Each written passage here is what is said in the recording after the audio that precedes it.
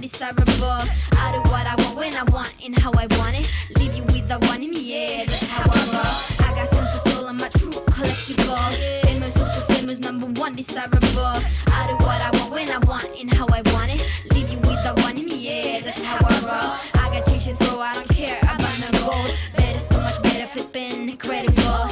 Always on the show, so they know that I still got it, and I never feel sorry. Yeah, top of the world. Top of the world. Yeah, top of the world. Top of the world. Yeah, top of the world. Top of the world. Yeah, top of the world. Top of the world. Yeah, top of the world. When I hear him come like my fuse and then ba-bum. Later, see you later, I'm about to blow this up. You can sing my song if you want, I know you want it. It's always kinda funny, yeah, cause you I know I'm a superstar on the sky to lead you on. Haters gonna hate, it's a proof of how they love. They can bring me down, nah, they are jealous of me and my umbrella, yeah, they love me so. Hey guys, welcome to Ace Podcast Nation, the home of our originally created series, My Story. This is Series 2, episode number 7, and I am Si, your host. Ace Podcast Nation, of course, you're home to many other great shows and series, featuring top guests, expert analysts, and more.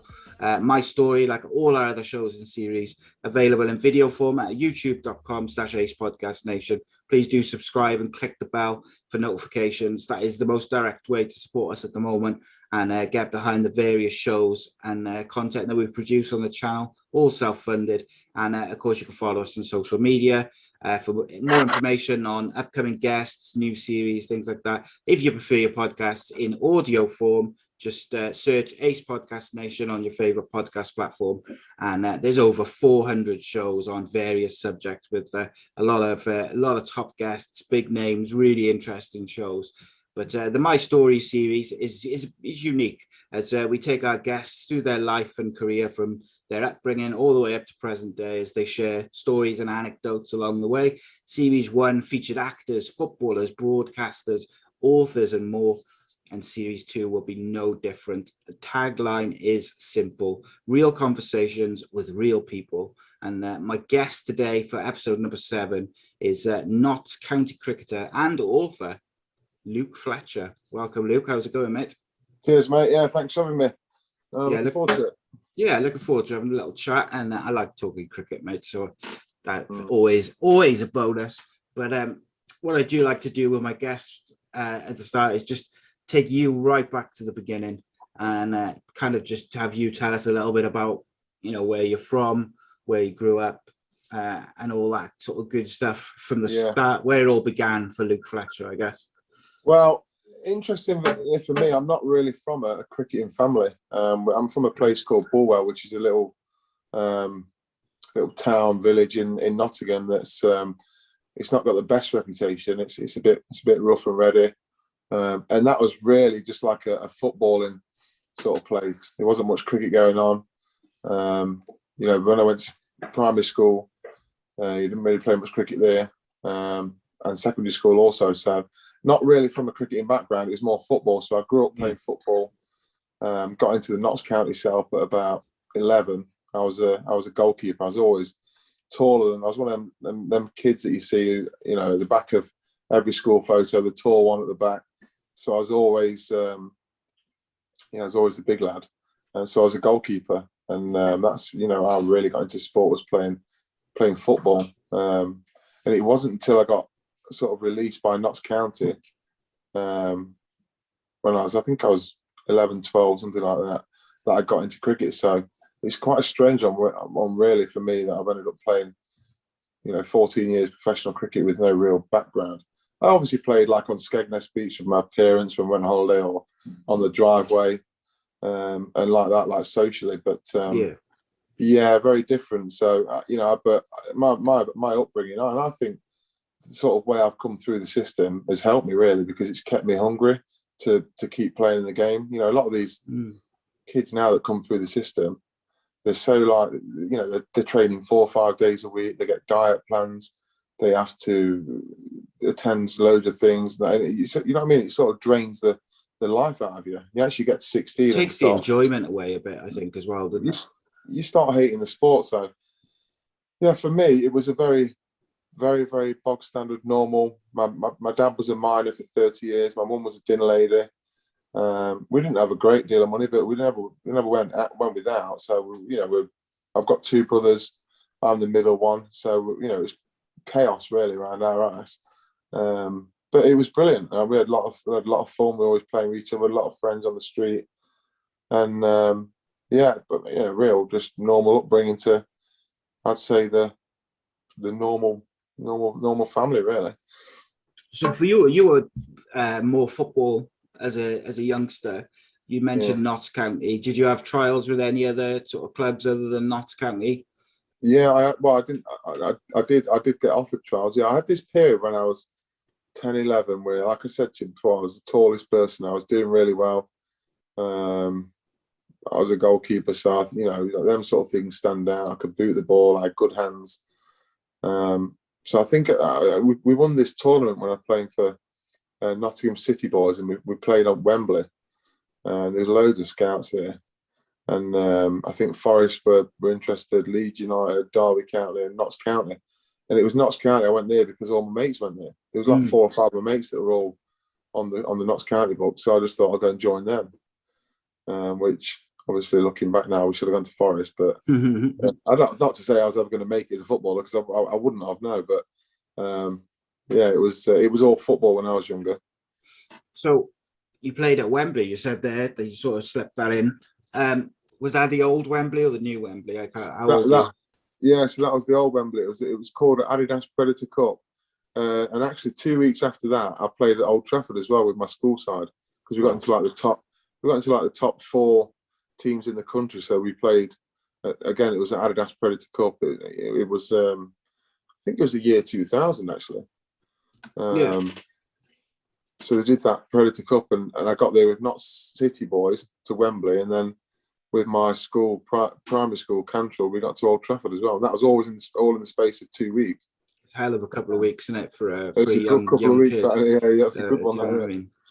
But interestingly, like, that's what you've just described is very similar what one of my oldest son's been through. He's quite tall, but he's very tall, and like 11, 12, he had a few sort of scouts knocking about, and you know, offered him this, that, and the other, and then he went and trained with Cardiff for a bit, and then he was with Taftswell for a bit, and as he's got a bit older, he's kind of not drifted away from it, but I think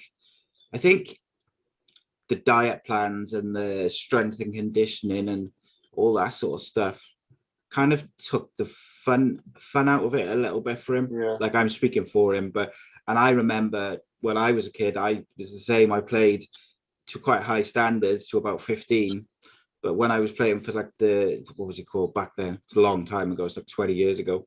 But like South Wales, there was a South Wales School of Excellence, and when they started wanting me to train like 3-4 times a week, and they were telling you, you know, eat this on this day, and this day is going to be fitness, and I'm thinking, well, you know, I don't mind playing on a Saturday and training, you know, on a Wednesday or something, but I want to see my mates, and I was getting to that sort of age where I was more interested in girls and having a sneaky cider and stuff like that. And yeah, it's a weird one, but my problem was always that the football would finish as the cricket season was starting, and there was always a clash.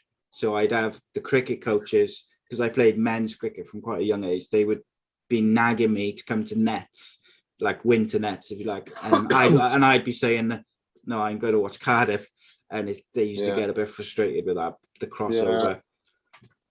I think you got to let kids be kids, and you got to enjoy your life as a kid. You know what I mean? Yeah.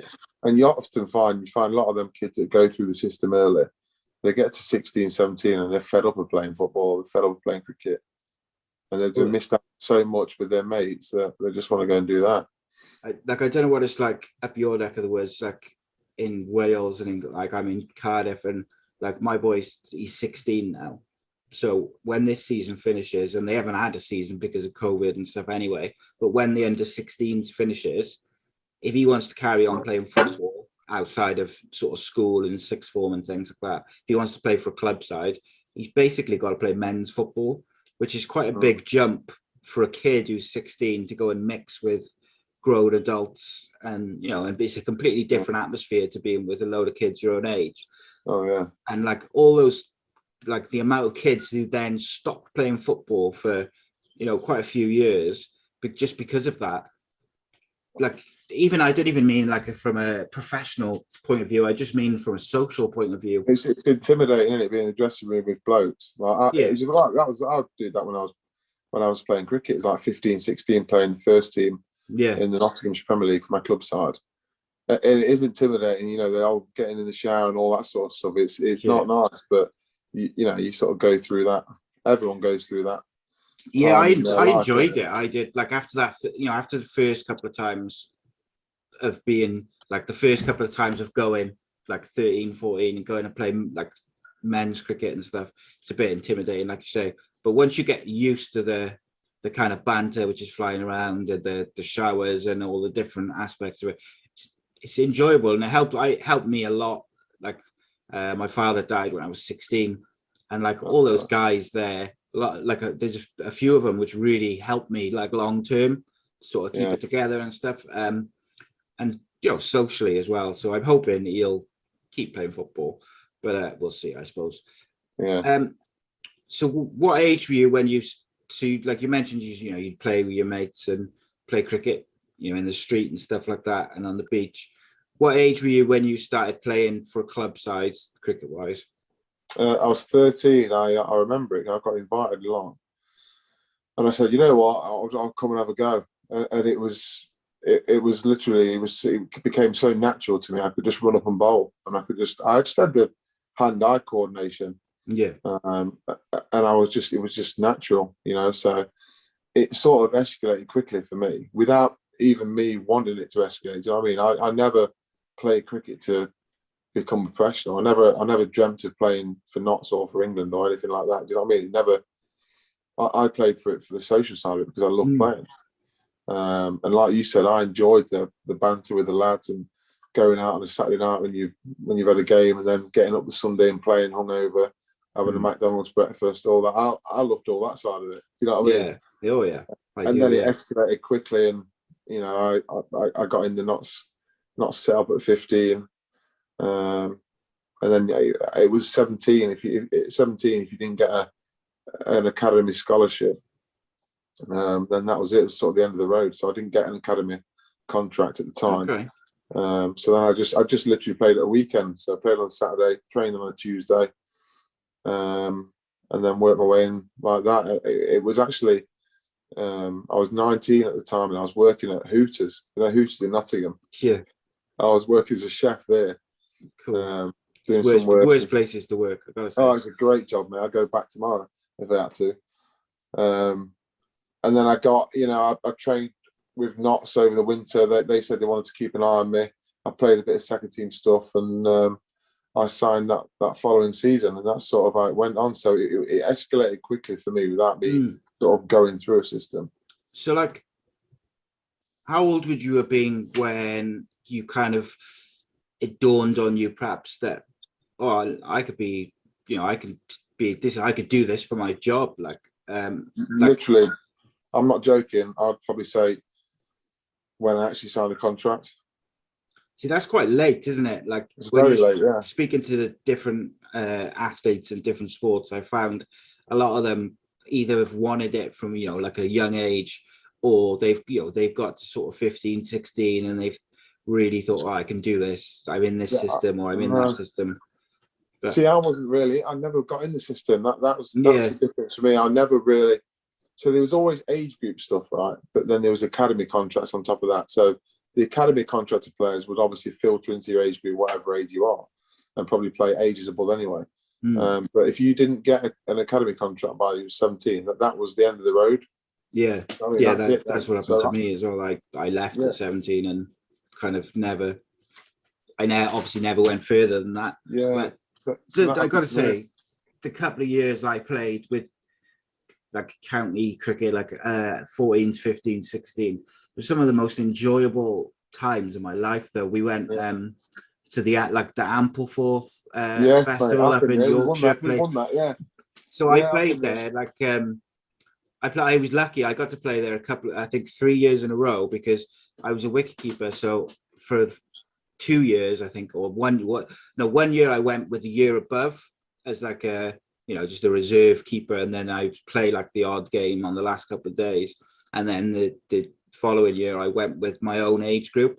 So, but it was awesome, mate. I just loved it. And when I don't know what. Obviously, I'm a bit older than you, so it would have been a few years later when we went. It was sponsored by Muller Yogurts, so like you have the tents and you have all the tea and stuff in between the games. It was just, you could just have as many yogurts as you wanted, and I was absolutely at home there because I can't love a bit of yogurt myself, and it was just enjoyable times, like going away with all your mates. Like the year I went with the year above, I found it was a little bit intimidating because I only knew one or two of them, but as an experience, like when I went back the following year with my own age group, I was so relaxed because I'd already been there. But there's a few festivals like that, isn't there, around the country which are really good for kids. I would assume Ampleforth is still going now, is it? Yeah, I think so. But yeah, I mean, that's quite a popular one. It's a beautiful venue as well, though, isn't it? Yeah, amazing. Like, looking back. Yeah, quality. I really enjoyed that trip. Yeah, it's a good one, that was. Sorry, it just reminded me of it then. So what was your club side when you were, before you signed for Notts? Who was your club side? Papawick and Limby, they're called. Okay. Not that I know where that is or anything. No, but you would no. It's a lovely ground. Mentioned the Papawick, so obviously I thought I'd ask you about it. Yeah, Boatsy's. I think Boatsy's lad Charlie's down there now. He's doing a bit of cricket in that.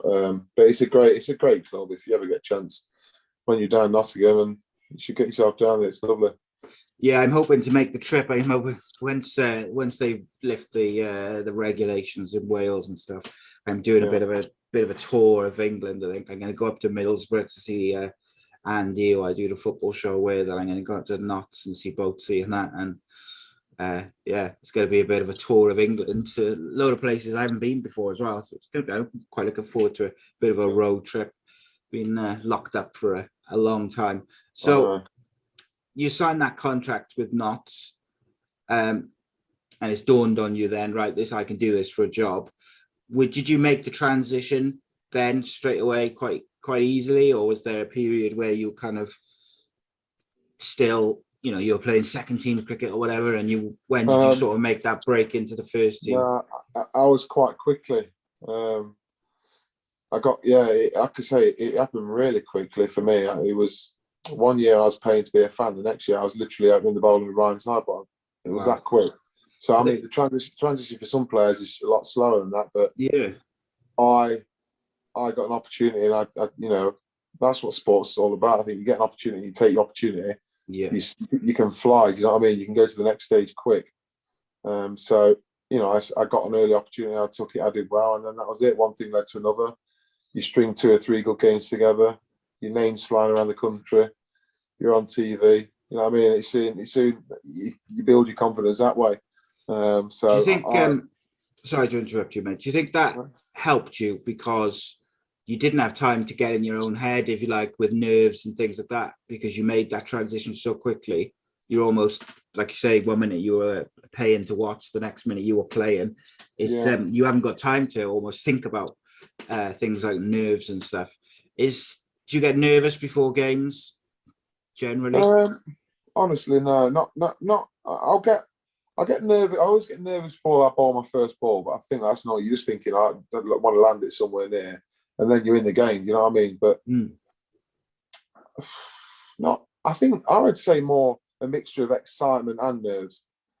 It's like butterflies. Butterflies. I'm confident in myself and what I can deliver. Consistency. You know what I mean? I'm quite a consistent performer, so I sort of know that what I'm going to do. I sort of know I'm going to be able to front up. You know what I mean? Yeah. It's whether the occasion gets the bigger admit. Now we played in the Lord's final in front of 20,000 people live on Sky Sports.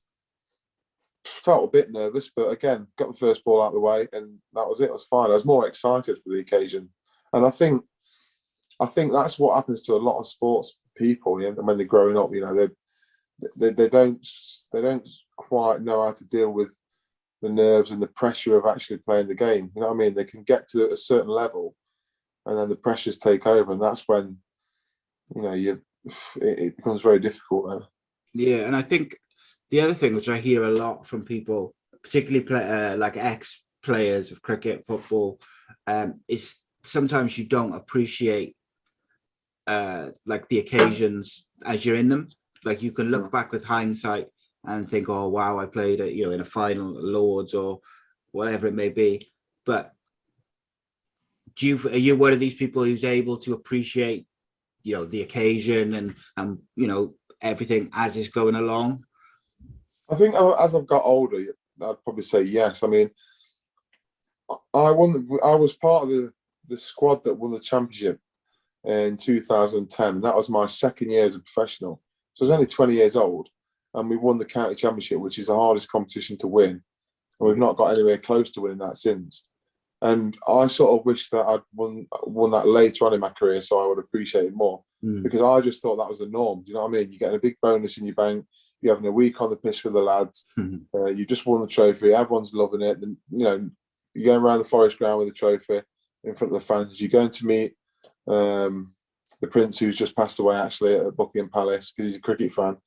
You know what I mean? And at the time, I didn't appreciate it because I was only 20. So yeah, and I mean, that must have been a bit of a whirlwind for you anyway, because obviously you started in 08, 2010, you're winning the trophy. Like that's a real quick sort of turnabout, isn't it? Rapid, yeah. I mean, you're lucky at Notts to win 4 or 5 trophies, but that one was early on. So I reckon, to answer your question, I'd say the older I've got, the more I've appreciated stuff. You know, the Lord's final was the last one, 2017. Which I played in, and I remember enjoying every moment of that. I remember waking up in the hotel, walking to the ground on my own, taking it all in, going out, walking on the ground, seeing my parents. I took all that in. I enjoyed all that day. Every single minute I enjoyed that. Do like all your family come and watch when you played at Lords as well? So have a proper family occasion as well? Yeah, they were all in one section. So like everyone's like wives, girlfriends, family. Oh, that's good.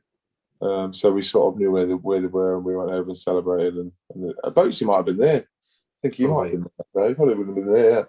But so, yeah, I know. I think so. Yeah, I would say as I got older, I certainly appreciated occasions, but a bit more.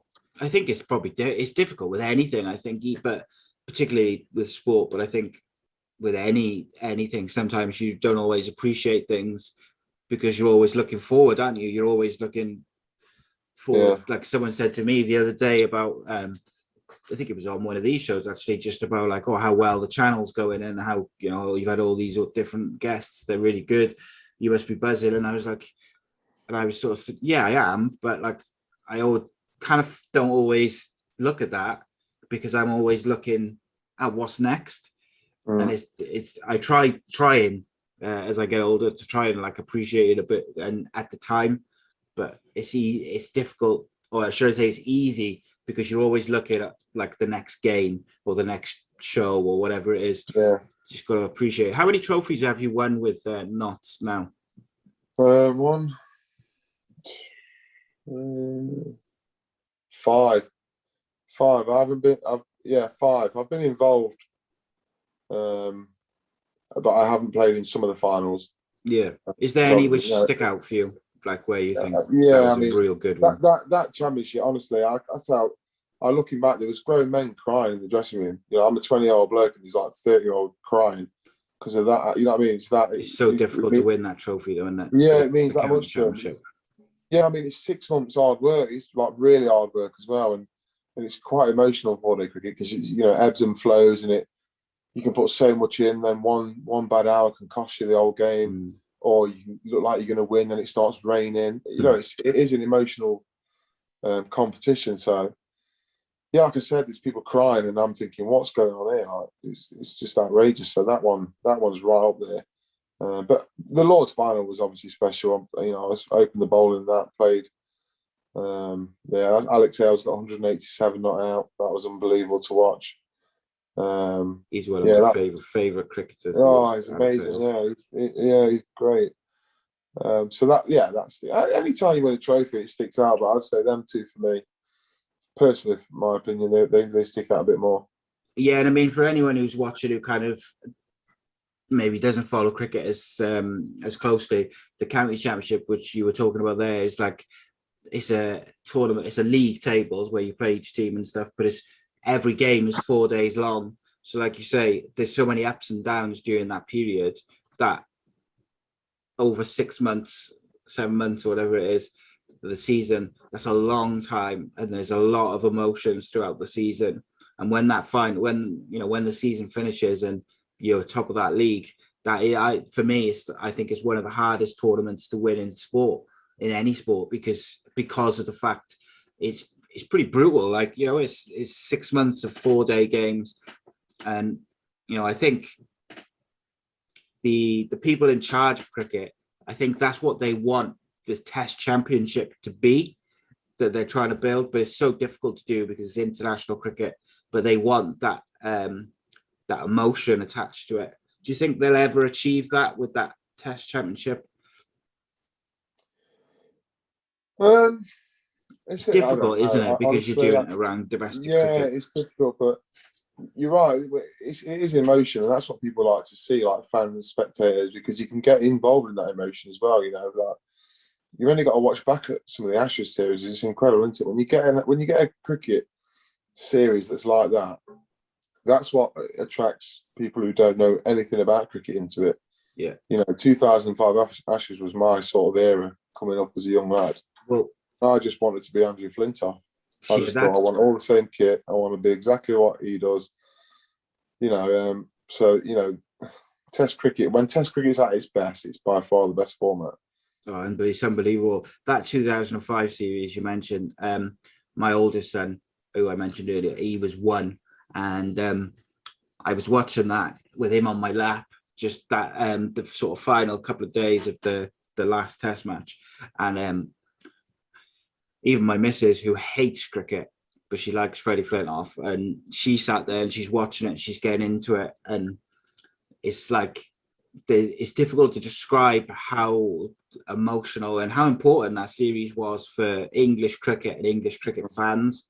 Like, for me, I look at that and I think it was just so poignant a series.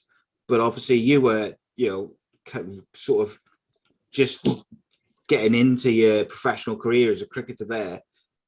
So you mentioned Andrew Flintoff. What other players kind of were you maybe aspiring to be like, or who you looked up to, or sort of icons, if you like? Darren Gough, he was one. He was up there. He's one of my heroes. Remember watching Andy Caddick run into bowl, Steve Armisen, Trescothick with a bat, Vaughan, all that sort of era, really. But the main one was Flintoff. I mean, that series, I think every 15-year-old boy in the country wanted to be Andrew Flintoff at that stage, didn't they? So he certainly lit up that, and it was he's still talked about this day into that 2005. So yeah, he just felt like every time he came on to bowl, he changed the game, or every time he came into bat, it just felt, and even looking back when you see the highlights, it just feels like every time he was bowling or batting, something was going to happen, and he seemed to just change the game in England's favour. And that there's that one wicket he takes down the leg side, I can't remember, and the keeper catches it. It's really like late in the day, and he comes.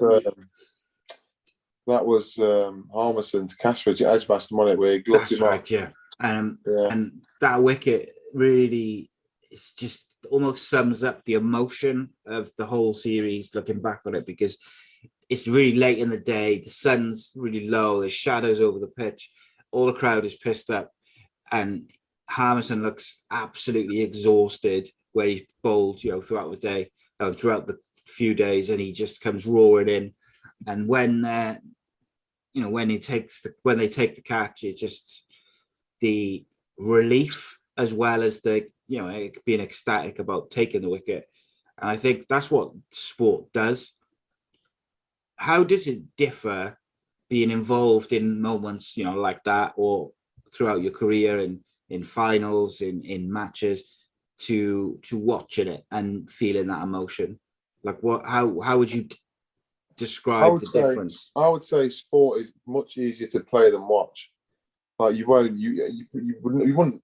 probably won't ever believe this until it ever happens to you. But so for instance, when you go out to Trent Bridge on a Friday night, there's 15,000 there. It's a T20.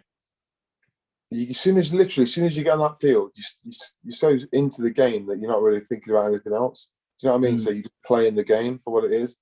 But watching it from you know, when I've been injured or left out the side, you sat on the edge of your seat, you bite your fingernails, you was shouting, you should be doing this, do that, do this. But honestly, the calmest place to be is actually out in the field playing. I guess when you're on the field, you can have an influence on what's going on. When you're a fan watching it, you've just got to watch it, haven't you? And well, exactly, yeah. So I think most sportsmen would like the control of, like you say, being able to impact what's going to happen. What's your favourite format of the game to play? Honestly, I like them all, but I think the best one for the atmosphere is the T20s, obviously. But the most satisfying to win is the 4 days because of the hard work. I mean, it's not just the 4-day game itself; it's the 2 days training you did before that.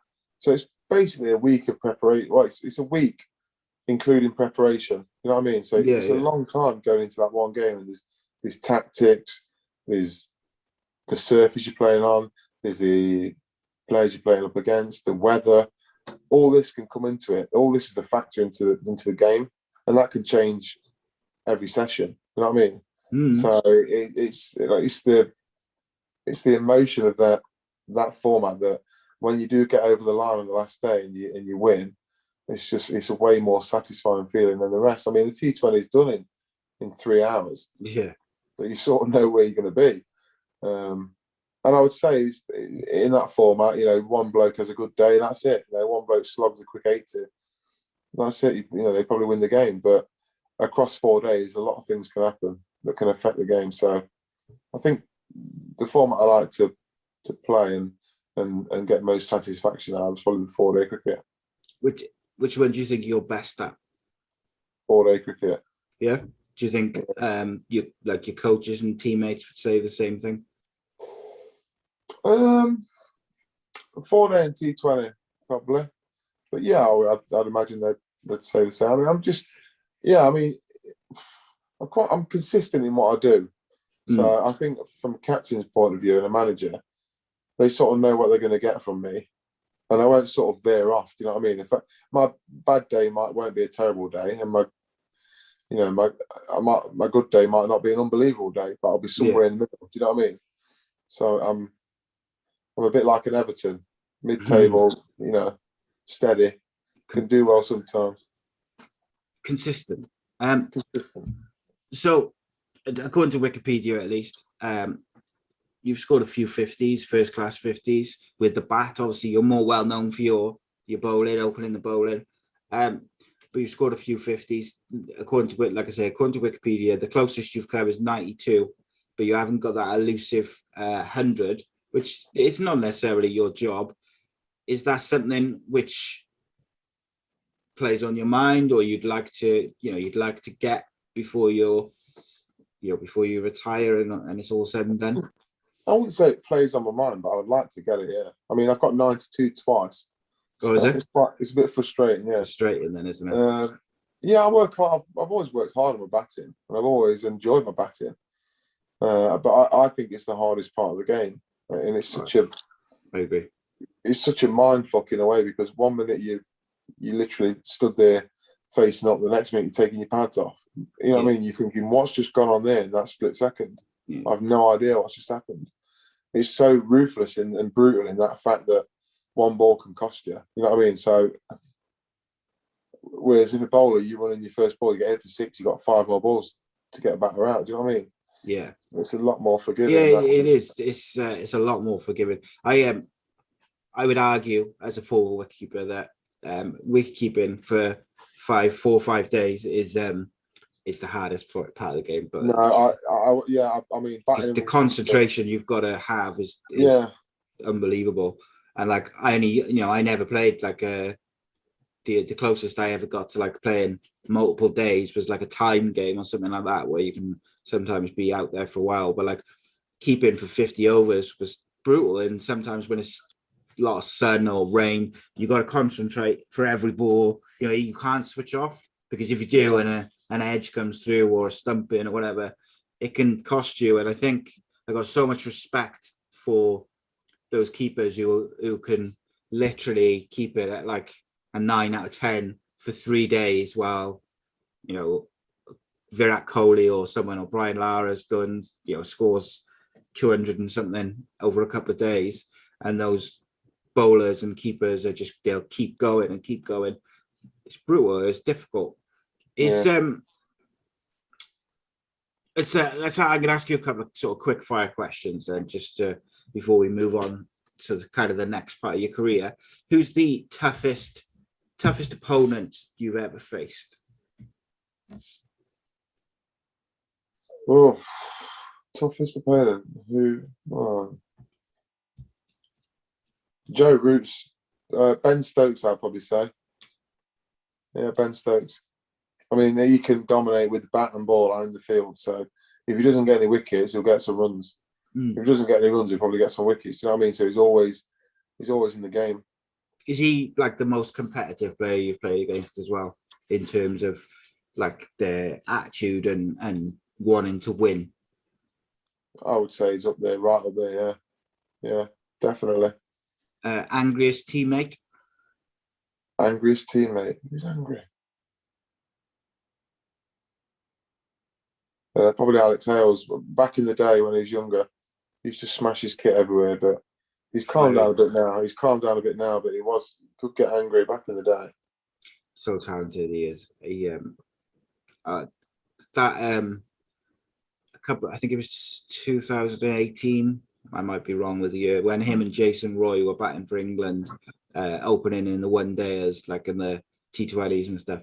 And they would just almost, one of them would constantly get like 50, 60, 70, and they would just brutalize whoever they were playing. They just, for me, on their day, those two are the best opening one-day batsmen that England have got. But yeah, a big fan of Alex Hales. Best player you've played with? Well, Stuart Broad will be up there. A quick question about Stuart Broad then. Sorry, as you brought him up. Like, how good is he? Because I do feel that as a cricket fan who watches, every England game and stuff, I feel like he hasn't got the credit that he deserves, because his record is unbelievable. I feel like he doesn't get that credit that he would deserve, probably because Jimmy Anderson's record is so good. Well, exactly. He just hit a nail on the head there. He bowled at the other end to number 1 in the world, didn't he? So, no, he's class above, mate. These lads, when they come back in the Notts team, which he did do this last game, and you watch him play, they're just different level. They've just got that X factor. You know what I mean? They've got the golden arm. They make things happen. That's what the top sportsmen do. They can make things happen when not many people can. Yeah. Whatever sport that is, football, cricket, golf, whatever it is, they've just got that knack of turning the game. What are those guys like, the Notts players who are like centrally contacted to England and stuff? Like, do they slot back into the teams, nicely? And I'm assuming they all, like Stuart Broad, for instance, he seems like a really top bloke who is very competitive. So like, it must be good for the Notts squad to get those players back. Unfortunately, you can't have them as much perhaps as the team would like. But how do they all slot back in? Does it make the team? Does it make the team like more? Does it give you a lift? I suppose I'm asking. Yeah. Oh, yeah. Definitely. I mean, whenever them players are coming back in your team, it's going to improve you. Not just that, really. It's good for the young lads to see them and meet them and train with them, and just see how they go about their everyday life, sort of thing. You know, he's just a normal bloke at the end of the day. Yeah, It's just good at cricket. That's all it is. So no, anytime you get them lads back around the dressing room, it's a good thing, really. You can pick their brains on what they're working on, who they've played against. All the questions you're asking me, I'll probably ask them to Broadley before. Who's your toughest bloke to bowl at? yeah. Stuff like that, and stories about international cricket. So yeah, whenever you get them around, it gives everyone a real boost. Best coach you've played under or against? Tough one. I've only had two coaches in Mick Newell and Peter Moores, and both of them have been brilliant. So it'd be tough for me to separate them. Yeah, Peter Moores obviously has had, what can I say? Certain people within cricket have sort of had issues with him. But obviously a lot of people have spoken very highly of him, and he's clearly a very good coach. And you've said like your experience with him has been really positive. Like, how good a coach is he? I think Moores, he's just a real good bloke. You know, he's really enthusiastic about the game. He loves cricket. He works harder than anyone. He's passionate about everything he does. He's passionate about coaching. He's passionate about improving people. He's passionate about making people enjoy their life. He's just a real good man. Yeah. So I suppose that's really the most I can say, really. You know, a lot of these good coaches, it's not really about cricket all the time. It's about the impact they have on you as a person as well, and the impact they have on your life. Do you think he's had an impact on you outside of cricket? Yeah, I do. Yeah, most definitely. Yeah. Would you say, so I don't want to put words in your mouth, would you say he's been the most influential person within cricket on you as a person? So, like, I don't mean on your cricketing career, I mean on your life generally. Would he be the most influential on you, or is there someone else? I'd say he's played a part. I mean, I've been playing for 14 years now, and he's been head coach for 3 or 4 of them years. So I probably can't say he's had the biggest influence, because, but he's definitely had an influence. Yeah, I mean, he's opened my eyes to different ideas, different ways of doing things in the game. He's improved my batting, the way I think about the game. You know, anytime you get someone new come in, they have different opinions, don't they? So you know, you got to spend time to get to know that person, know what makes them sort of tick, and know how they work, know how they want to play the game. So yeah, I think over the last 4 years, he's definitely had an influence over me. How's the game changed since you came in 2000 to now? Like, how whether it's training or the way things done from that side of it, or the game itself, like what sort of changes have you seen over your 14 years? Well, yeah, you mentioned training and things like that. I mean, when I first started, we didn't have a fitness coach. We had one physio, and our assistant manager used to run 2 or 3 fitness sessions a week, like a boxing session, a spin bike session, and like a circuit session. So it was very old school in that sort of way. But now you look in, you've got 2 fitness coaches, 2 physios, batting, bowling, fielding, 2 assistant coaches, manager. It's crazy now. And I think that it's down to really the money in the sport. That's probably one of the biggest things that's changed. Actually, you know, being a cricketer now, you can make a really good living. And if you find yourself in these franchise tournaments and doing well in that, you can set yourself up for life. So, which 10, 15 years ago, they weren't around. So county cricketers would retire and then go into working, you know what I mean? So it's very different in that respect. That's good though, I think, because I feel like cricket needed to catch up with perhaps some other sports. So obviously you've been with Notts all along, but you have had little stints elsewhere. You had a stint at Surrey on loan and Derbyshire on loan, and of course you went to Wellington in New Zealand.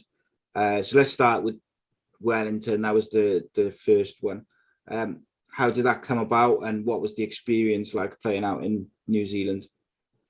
Yeah, so it came about, we had a bloke called James Franklin, who was from Wellington, who was our overseas player at Notts, playing for us in our T20 competition. And I had a good competition, and he sort of said to me, look, do you fancy coming over playing for Wellington in the T20 over there? And obviously said yes straight away. And yeah, off I went. And yeah, that was a weird experience being an overseas professional in a different country. You know, you sort of get treated like, you know, like not a superstar, but in a way, you know what I mean? You know, Yeah. coaches were coming up and saying, look, what you want to do today, if you don't want to do much, don't do anything, or you just let us know what you want your day to look like, and blah, blah, blah. And they were doing everything for me. I was in a nice posh hotel, nice car, all things like that. So that was a really good experience. And also Wellington as a place was amazing. Yeah, I mean, New Zealand, lucky enough to travel over there was incredible, and got to see a lot of New Zealand, because you sort of fly out for every game. You know, you play a game in Wellington and you'll fly to Auckland, and then you'll fly somewhere else, and so on. So that was good, and just being around a different sort of culture, really. Anytime you get them opportunities to go abroad and you know, Experience something different, experience I guess, isn't it? different. Yeah, exactly. Yeah, it's just a nice experience, something nice to tick off. And then, so you went there in 2014. The following year, you went out on loan to Surrey. Was that for a long period? Was that for the whole season? No, that was just for 3 games. It was like a month loan. Ah, it's great. Was there any particular reason for that, or they just needed a bowler, or? Well, yeah, I wasn't in the not setup. I wasn't in the side, and Surrey needed a fast bowler, and I I got a phone call from Alex Stewart. So he said if I fancy going, and I thought, yeah, you know, it's better me playing the game and taking wickets, and I can get back in the the Notts team. So that's generally how the loan things work. You go away for a month, and then you try and get some form and come back into the side. So was that the same with the Derbyshire loan the following year then as well? Yeah. Exactly. Do you enjoy both those stints though?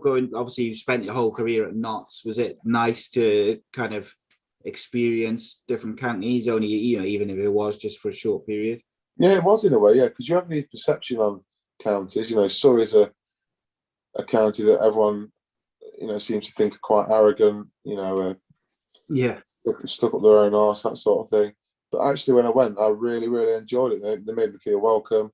They were a great bunch of lads, great coaching staff. It was an amazing setup, and it was completely different to what I perceived it to be. Yeah, I think I had that opinion of Surrey, that kind of stuck up their own asses thing, and as a fan, and then I kind of became friends, if you like, with Adam Hollyoak, and he's been on the channel a couple of times on different series, and he speaks so highly of Surrey and the family atmosphere, and the way they all look after each other, and obviously when his brother died, and how good they were with just supporting him and looking after him, and it kind of changed my, not just that, but just him, the way he speaks of the county generally kind of changed my opinion of from the outside anyway. Obviously I'm looking at it as a fan. So 2017, live on Sky TV, you suffered a serious head injury, which is I'm sure it was not pleasant, but do you remember much about it? And tell us, for the people who aren't aware, tell us what happened and sort of how it came about and stuff. For the listeners, when you do hear this, you just go on YouTube and put Luke Fletcher in. It'll come up with a video, and you'll see it. It will come up, I think, Luke Fletcher injury, and it's on there. So yeah, I'm sure when you listen, you'll have an understanding. But yeah, I do remember everything about it. Yeah, I remember being asked by the captain. Obviously, you get yourself ready. You're on next over.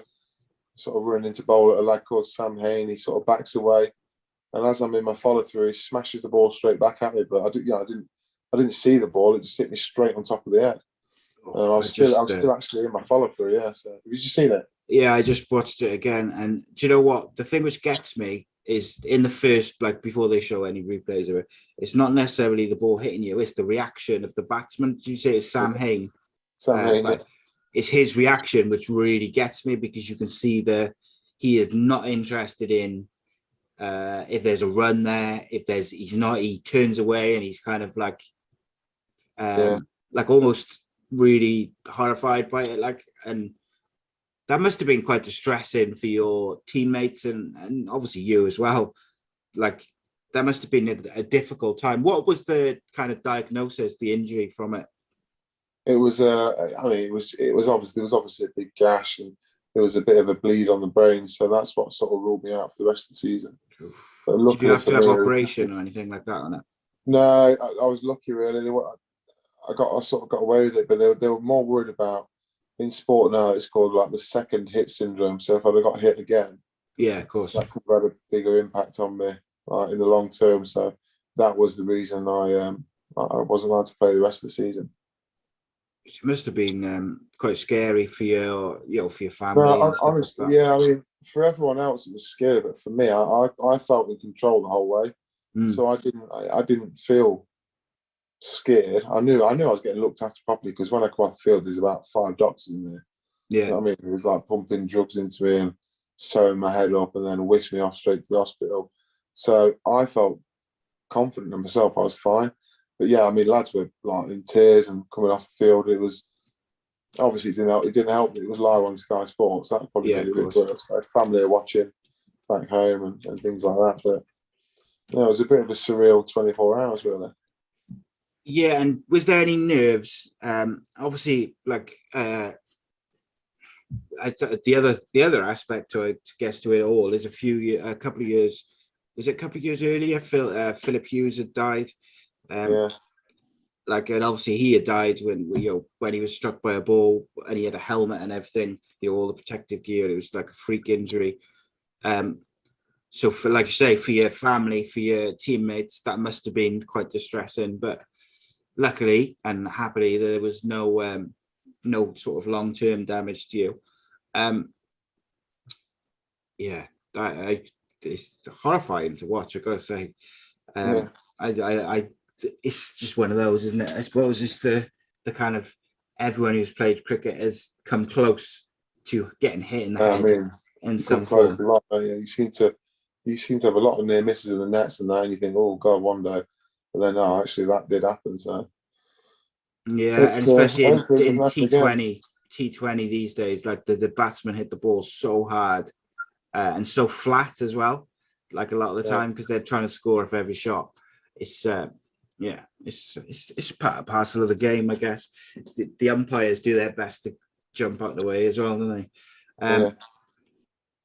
So, but I also wanted to ask, it kind of follows on from this, I guess. Obviously, you're a big guy.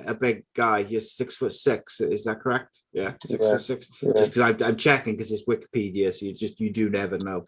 But I wondered about the impact on your body, like just generally. You're a big guy. You're a fast bowler, and we do see a lot of fast bowlers picking up little niggles, aches, and pains just because of the impact of running in ball after ball and slamming your body down and bowling. Like, how have you found that? I think luckily for me, I mean, I have obviously had a lot of injuries because I've been playing a long time. So I've probably torn most muscles, really. Some worse than others. But I mean, touch wood, I think I've got quite a repeatable, consistent action, and that's the key, really.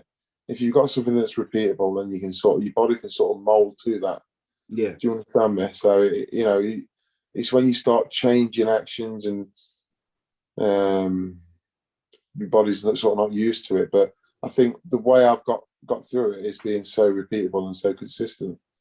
And I've obviously worked hard as well. And I've tried to look after myself as well as I can. And I think as you get older, you sort of work out what works for you and what you need to do to stay on the field. So, for instance, I like to go in the swimming pool a lot and sort of loosen off in there.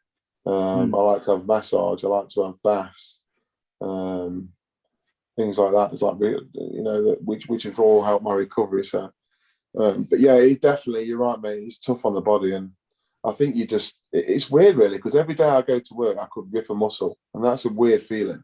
You know what I mean? Like, I obviously don't think that, but like looking at the way it is, like I'm playing against Worcester in a couple of days, I could easily tear a muscle. Anything could happen, and that's not normal for people, is it? You don't go to work and think I'm gonna rip my hamstring off the bone. No, that's right. So but yeah, I mean, you try and condition yourself as well as you can, but no, I think your body gets used to it, and you sort of get used to the pain as well. I mean, you're never really fresh. Never really fully fit. You're never fully fit. No, never ever. You're probably fully fit for the first friendly, and then after that, you're just basically trying to recover as quick as you can for the next game. Yeah, and that's it. You sort of. What about as you've got older? Do you feel like more sort of aches and pains after those 4-day games and stuff like that? You know what? I've always been quite a big bloke, so not really. It's not like when I was younger. I was like, like 12 stone wet through. You know what I mean? I've always been a big bloke, so I've always felt the pains and the aches, but I just got used to it. And I'll probably say, not really. Once you get going, the worst thing to do when being a bowler is stopping bowling. Yeah, because then it's starting to rev yourself up again. It's hard. Then for 2 weeks you're struggling. It becomes really sore. But for instance, now I won't stop bowling until October. Yeah. Even if I've got a week off, I'll go in and bowl 20 overs just to keep my body going. Because it'd be dangerous if I had a full week off. It'd be dangerous, and I'll be at risk the next game of getting injured. I find it really interesting. It's like that sports science side of it, and that, I suppose. Like, I guess if you stop, your body kind of stiffens up, doesn't it? And the muscles are more at risk of tearing and ligaments and things like this. It's difficult. It's like obviously athletes these days, they look after themselves a lot better than maybe 20 years ago. And we know a lot more about, eating the right things and strength and conditioning and also recuperation after the game with things like swimming pool and massages and stuff. So just to kind of finish off, really, I wanted to talk about your book, which is out now. People can buy it. The link's in the description below. But just before we do touch on the book, I wanted to ask you about England, and obviously you haven't been selected to represent England. Is that something which is like a regret? Is it something that you feel like you've ever been close to getting selected for in any format? Because you've obviously, you only got to look at your stats and your record that you've been a very consistent performer. Have you ever been told that you were, close to anything like that? I got told. I got told I got mentioned in a selection for the T20s for England a while ago. I started the season and read like 3 games back to back on Sky, and I did well in all of them. And that's basically the best way to get in, is doing well on TV. So it's obviously a wider coverage to the public and that.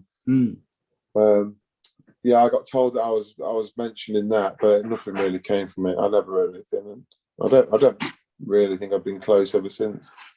Is there something which I guess like plays on your mind, or a regret? No, if you like? No. I think in that situation, I think if you're good enough, you'll get there. You know what I mean? Like, I can look back and think, well, I've been lucky enough to play professional cricket for 14 years. You know what I mean? I was working at Hooters, buying chicken wings. You know what I mean? So I probably look at it that way, that I've been lucky to have so long playing, rather than regretting not playing for England. Because I think if I was good enough, and I would have made it, I would have played, but I probably just wasn't quite good enough. I think that's a phenomenal way of looking at it, because you shouldn't take away from what's been and still is an incredible cricketing career, and it shouldn't be defined by whether or not you play for England, because you like you say, we've mentioned how consistent you've been, but you've been a phenomenal performer for 14 years. And is there any more kind of aims, dreams things that you want to achieve before you retire? There's a few things. Yeah, I mean, I'd love to win the county championship again. That's one thing I've always said. And like I said at the start of the show, it was the second year of my career, and that still to this day, I know that's the hardest competition to win. And I've always wanted to win it again. Yeah, I think it'd be a very different feeling for me this time to do that. Obviously, a senior player now would have to play a bigger role, a completely different dressing room, and so on. So that is something that's keeping me going. It'd be quite nice to get to 500 first-class wickets. That would be quite nice. So yeah, there's things I want to achieve, and I think any time you win trophies, T20s, 50-over competitions, they're amazing days. And there's a lot of cricketers I've spoke to who've gone a whole career without even winning one. Yeah, which is amazing. You know what I mean? So I look at them and think, well, I've been lucky in my career that I've had opportunities to play in them big games. Yeah, 100%. In terms of sort of retiring, you're 32 now. Have you got any plans in terms of like an age in mind where you think I'm going to stop, or are you going to just keep playing until someone tells you otherwise? What I don't want to do is I don't want to keep playing and become shit. Do you know what I mean? I don't want to be hanging on. I don't want to be hanging on. Because I think as long as I'm contributing and as long as I'm still improving and playing well, then I want to keep playing. But if I start hanging on for the wrong reasons just because there's nothing else for me to do, or you know what I mean, I don't want to do that. I don't want to do that because it's too hard. Then it becomes too hard just hanging on. You don't want to be in sport just hanging on. You want to be trying to get better and improving, and it's more fun that way. Yeah, you know what I mean, right? It's not. Yeah, I don't want to be that bloke that just won't leave, dragging a couple of years out. Yeah, so I think. But then you look at sportsmen like your Tom Brady's, James Anderson, Stuart Broad, all these like they're still taking wickets now. They're 39 years old. You know what I mean? 100%, so mate. I think if you look after yourself, you can go and go and go these days. Yeah, I don't think that it used to be a thing back in the day. It said, "Oh, you're a fast bowler, you'll play to your mid-30s, and that'll be you done." But I don't think that's the case anymore. It's not like you go off at lunch and have 2 pints of bitter and then go back out and play. No, it's different now, isn't it? So yeah, it is different.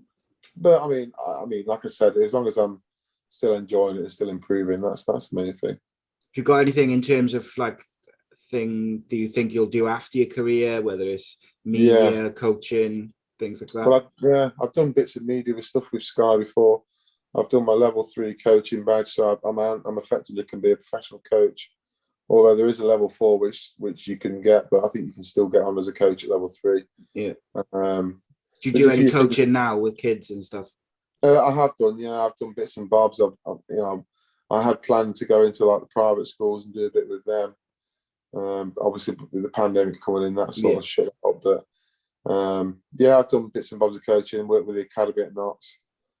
So I think I'll stay in the game. Well, I definitely want to stay in the game, and there's a lot of opportunities in the game that that excite me for the future. Really, good stuff.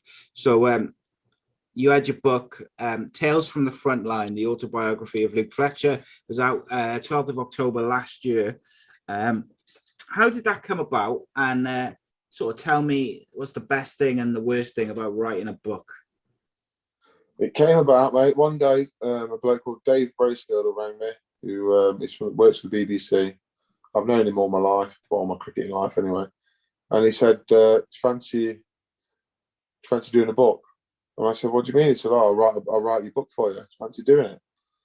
And I said no at first. I said, well, why would I do a book? You know what I mean? Never, not played for England, blah, blah, all that sort of stuff. And then I actually thought, you know what, my story is completely different to everyone else's. The way I came into cricket's very different, not through an academy setup, nothing like that. It'd probably be quite interesting to some people to read. And also, I thought it'd be nice to reflect, sort of look back on some old stories and sort of dig them up for me, really, which, I read the book through a couple of times. It was quite funny. So eventually I said, yeah, let's do it. And then Dave would ring me every day. He'd ask me sort of questions like you are now, stories about away trips or best players I played with, against, all sorts really. And we sort of went through the book. I contacted a few people, school teachers, friends, ex-players. Freddie Flintoff forwarded the book, so he got involved. Which was, it sort of all came together nicely, really, and we sort of did it on a daily basis, different sections of the book. What about reaction from your teammates and stuff to when the book came out? Was it positive? I think generally, yeah. I mean, I think you always get some people that you can't please everyone. Do you know what I mean? No. And I got told that straight away. Because I was worried. I was thinking, well, what are people going to think? That why is Luke Fletcher bringing the book out? And rightly so, really. I did have that in my mind. I thought, well, it's a fair point, but then who really cares? You know what I mean? Well, it doesn't really matter, does it? No. So Dave did say lines like, some people will have a negative comment to say about it, but you just got to crack on. And that's the way it is. I mean, everything which I've seen about the book, like review-wise, I had a quick look today about just having a look at some of the reviews. It's all pretty good, isn't it? It's all it's got good reviews. It's funny. Do you have a look? I wouldn't know. No, I've not even looked. No. No, well, I can tell you, it's all pretty positive. A lot of people said it's quite funny. It's it's really good. The one thing I did want to ask you about the book just before we finish is why you chose to do it when you did it and not when because a lot of people they do when they retire basically. Was there a reason why you decided to do it then? Was it just because he contacted you to do it at that particular time, or? No, I just thought, with it being a pandemic, it'd be something to do. Yeah, and then I can always look back now and think, well, what did I get out of that pandemic? Well, written a book. That's pretty damn good little thing. It's not bad, is it? It's not bad, is it? Really? I mean, at the minute, it's not something I'm really thinking about. But in years to come, I'll always remember that I did the book during the pandemic, and it was something to do. It was a bit of fun as well, digging out old pictures and speaking to old friends. It was good. Yeah, 100%. I think that's good. Do you reckon you'll ever write another one? Whether maybe, it be cricketing, or would you be interested in writing your just a I don't know, like a bit of fiction, bit of anything really? Well, I actually didn't write it. I was just on the end of the phone. Yeah. Dave did all the writing, so no, I don't want. I couldn't think of anything worse than writing books. I don't think I've written anything since I left school. So I don't think I know how to use a pen. So Dave did all the hard work, is what you're saying? Pretty much, yeah. I've got to give him the credit, and I've got to be honest here. I've got to give him the credit. He did do all the work. I need a friend like Dave who does all the work for me. I think that's give him a ring. I'll send you his number. Luke, I really, really enjoyed having a chat to you, mate. Tell the people. I'll put links to all your book and stuff, but tell the people where they can find you on social media and stuff like that.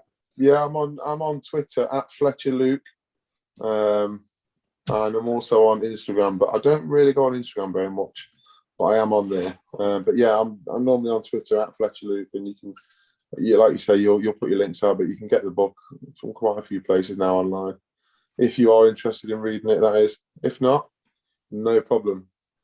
No, 100%, and I'll put some tweets out anyway in the build up to Sunday. But we'll be back next Sunday with another episode of My Story and another top guest. But I'm very pleased to say that this has been another very interesting and enjoyable episode of My Story. If you haven't seen the previous episodes, check them out. Just even for instance, last week we had Welsh filmmaker, talkSPORT presenter Johnny Owen. We've had Welsh footballing legend David Giles. We've had Gary Boatsy Clark, author and Forest fan. We've had football agent Jess Bent. In series 1, we had Adam Hollyoak. We had a few other people. Mark Ramprakash has been on the channel as well. All sorts of cricketers, footballers, all sorts of shows and channels. Check them out. And we'll be back very soon with a new episode. But in the meantime, thanks for watching. Thanks for downloading, listening, and all that good stuff.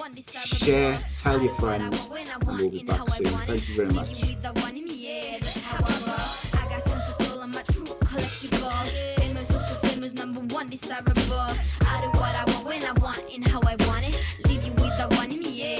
I roll. I got change to throw, I don't care about no gold.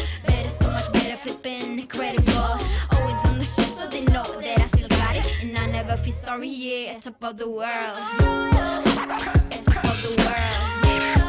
Yeah, top of the world. Top of the world. Yeah, top of the world. Top of the world. Yeah, top of the world. Top of the world. Yeah, top of the world. When I hear him come like my fuse and then ba-bum. Later, see you later, I'm about to blow this up. You can sing or sing if you want, I know you want it. It's always kinda funny, yeah, cause you know I'm a superstar in the sky to lead you on. Haters gonna hate, it's a proof of how they love. They can bring me down, nah, nah, nah. They are jealous of me and my umbrella, yeah, they love me so. This is me, I'm so royal, and you all wanna be round. Yeah, you all wanna be round. Round a champion, a champion.